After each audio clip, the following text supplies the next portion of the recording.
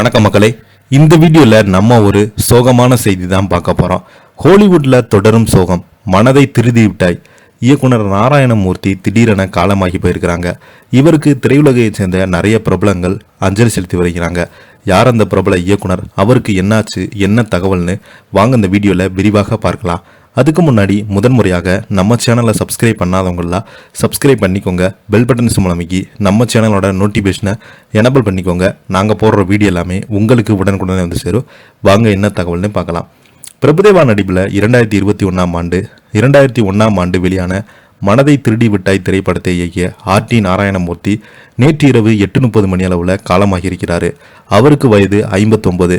மாரடைப்பு காரணமாக உயிரிழந்ததாக தகவல்கள் தெரிவிக்கின்றாங்க. கடந்த ஒரு வாரமாக ஓமந்தூர் அரசு மருத்துவமனையில் சிகிச்சை பெற்று வந்த அவர் நேற்று இரவு 8:30 மணி அளவில் உயிர் பிரிந்திருக்கிறார்.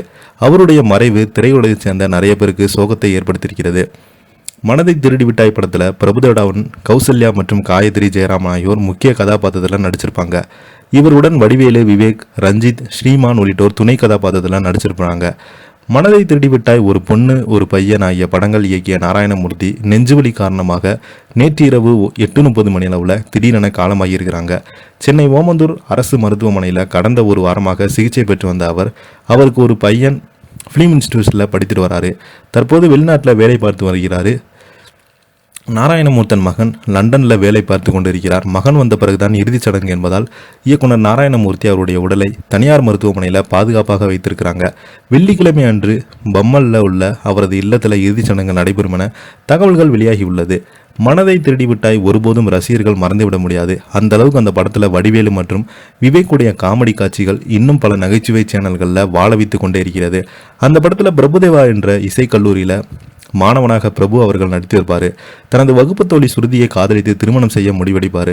ஆனால் கடந்த கால தவறு நினைவுக்கு வர அவங்க ஒரு சிக்கலில் சிவகுமார் மனதை திருடிவிட்டாய் இயக்குனர் மறைந்த செய்தி அறிந்த திரைத்துறையினர் ஆழ்ந்த இரங்கலை தெரிவித்து வருகிறாங்க. நடிகர் ரோபோ சங்கம் மறைவு செய்தி இன்னும் சினிமா உலக சோகத்திலிருந்து மீட்டெடுக்காத நிலையில் நடிகர் எம்.ஆர். ராதாவினுடைய மனைவியும் நடிகை ராதிகாவினுடைய அம்மாவுமான கீதாவினுடைய மறைவு ஒட்டுமொத்த திரையுலகமே சோகத்தில் ஆழ்த்தியிருந்தது. இந்த நிலையில் அடுத்ததாக மனதை திருடிவிட்டாய் படத்தினுடைய இயக்குனர் மறைவும் பலரையுமே மீளா துயரத்தில் ஆழ்த்தி வருகிறது. இவருடைய மறைவுக்கு நிறைய திரைப்பிரபலங்கள், நடிகர் வடிவேலு, நடிகர் பிரபுதேவா போன்றவங்க நேரில் போய் அஞ்சலி செலுத்திருக்கிறாங்க. அது மட்டும் இல்லாமல் ரசிகர்கள் இவர்களுக்கு பார்த்தீங்கன்னா இணையதளத்தின் வாயிலாக இரங்கல் செய்தினை வெளியிட்டு வராங்க.